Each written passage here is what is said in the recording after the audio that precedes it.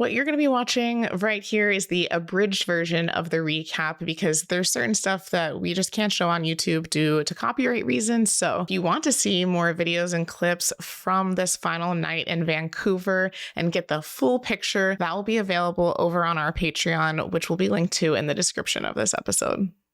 It was the end of an era, but the start of an age. Welcome to Hits Differently. I'm Molly, and I'm here to give you the recap of everything that happened in the final Eras Tour show in Vancouver on night 3. At first, I was like, do I need to take some time to properly digest everything and maybe sit on it for a day or two and then do this recap, just so that you guys were getting everything I could possibly give you, but that wouldn't really be true to the way we've been doing these recaps. We started doing recaps in January of 2024. Our first Eras Tour recap was for the Melbourne shows, and we have done every single show since. I cannot believe that we are here. The final show, December 8th, Vancouver, night 3. Oh my gosh. I've only slept for a couple of hours. I've cried a lot in the last couple of days with Ryan about the end of the tour, and while I would have loved to have taken some more time and been fresh for you guys, I was like, nah, here we go. It's time to dive in. Let's relive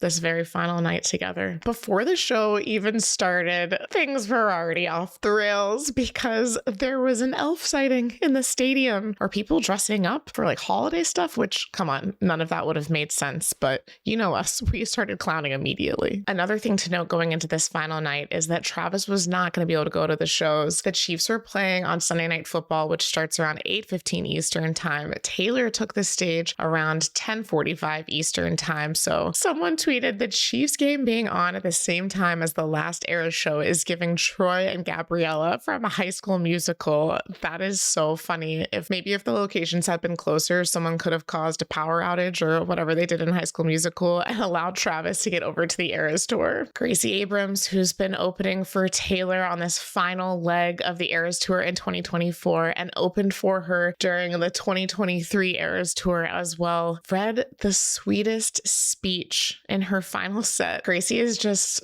one of the biggest fans of Taylor. She has loved Taylor her whole life. She's who has inspired Gracie musically and as an artist, and she is living out her freaking dream being on the Eras Tour with her. She wrote a letter to read during her final set. Right after Gracie finished her set, we hopped on Amir's live stream. He was kind and gracious enough to invite us to come on the final night leading into Taylor, which is so nice of him. He had so many people watching his stream, so thank you again to Amir. We've had so much fun getting to know him and clown with him over the last month. We've been watching his streams for months now, but we finally got to do an episode with him more recently toward the end of the tour, and he just rocks. All right, here we go.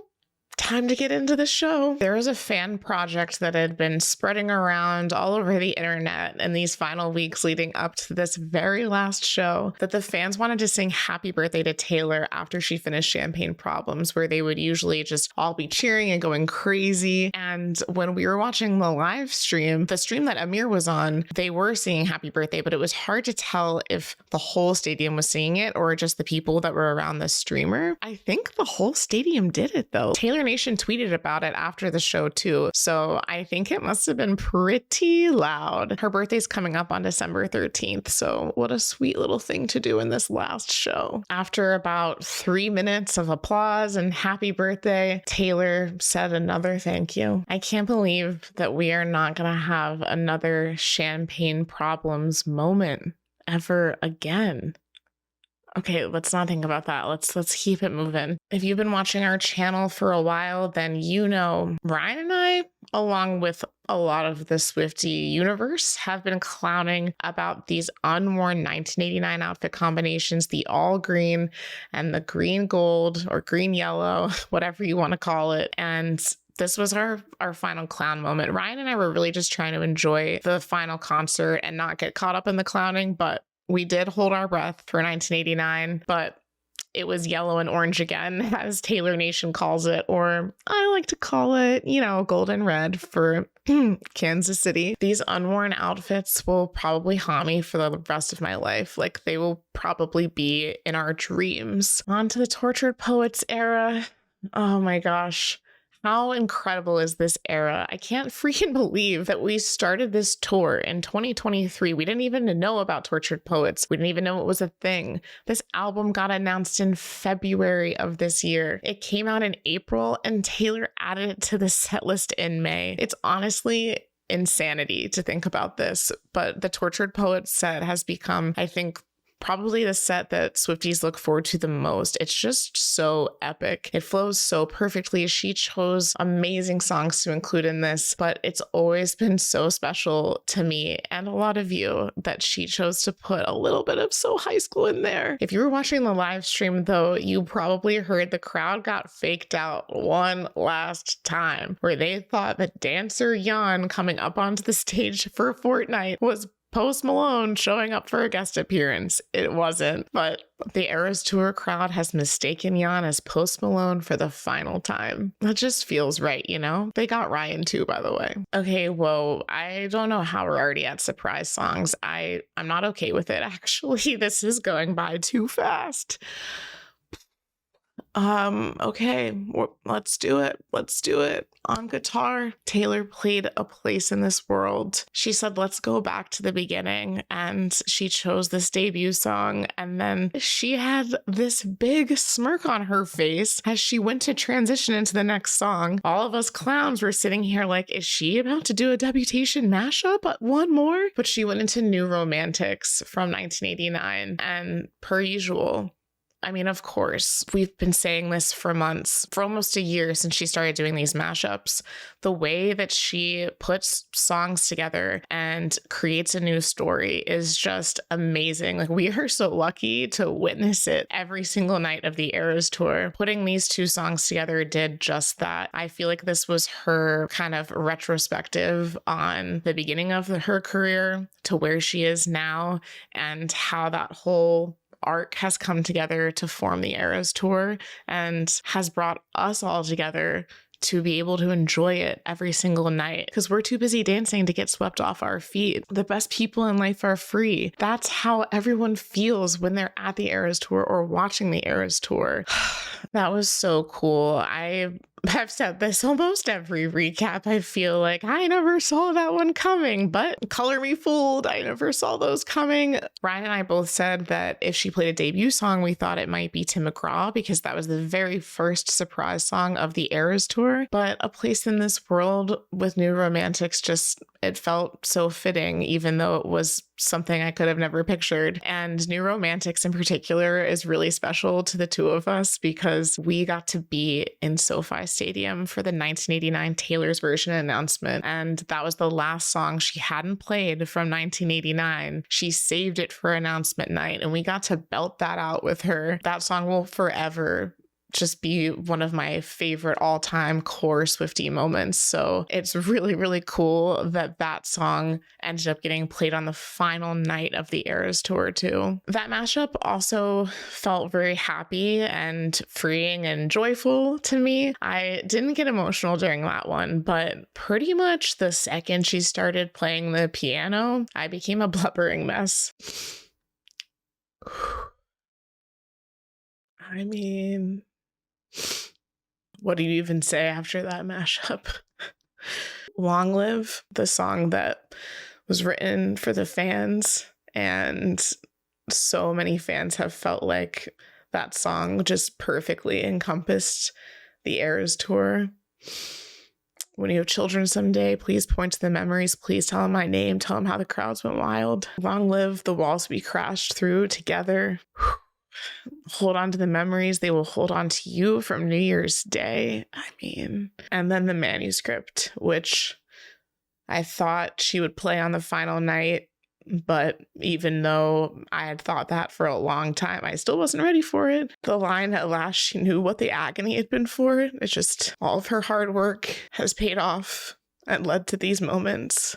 She deserves it so much. And the fact that she could sing all of that and not be like how I am right now just shows how good of a place she's in. So for her to end it with now and then she rereads the manuscript, like she goes back and during the Eras tour has been reliving all these different eras, all of these songs she wrote about these feelings that she had at one point or relationships that she had at one point and experiences that she went through. Now and then she rereads the manuscript, but the story isn't hers anymore. She's given them all to us. They're ours now, and we're so thankful. After she wrecked us with that and dove into the stage, we're into the Midnight's era for the very last time. I always feel like the Midnight's era is a bit of a pick-me-up from getting devastated in the surprise songs. It's like, all right, Lavender Haze, here we go.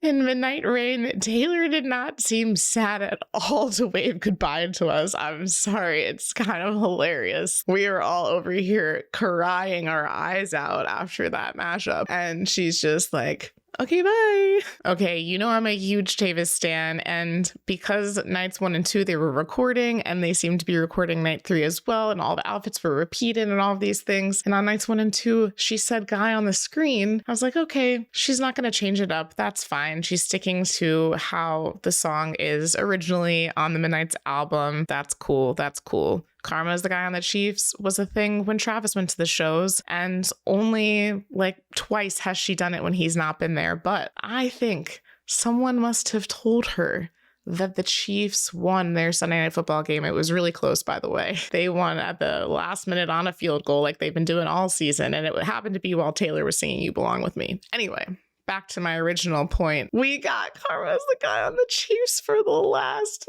night. Yes. Time for everyone to take a bow. They all come in together for a big group hug. When they're in for this hug, that in the little huddle, Taylor ends up popping up and like patting them on the head. She goes and hugs each and every one of them. And where she would normally then go forward and take her final bow and then be lowered below the stage, she takes her final bow, but she walks off the stage with the crew. How appropriate that the alchemy plays at the end. This happens once every few lifetimes. I think in the case of the Eras Tour, this happens once in a lifetime. We have witnessed something truly incredible. Don't worry, I accumulated some funny tweets to try and pick us back up for the end of this recap so we don't get too sad. Someone asked, genuine question, where is the folklore cabin gonna go? And someone else responded, wherever Karen went. In case you didn't know, Karen was the snake from the Reputation Stadium tour that Ryan and I reference all the time. Karen was iconic, and I would really like to know where she went. For our fellow clowns,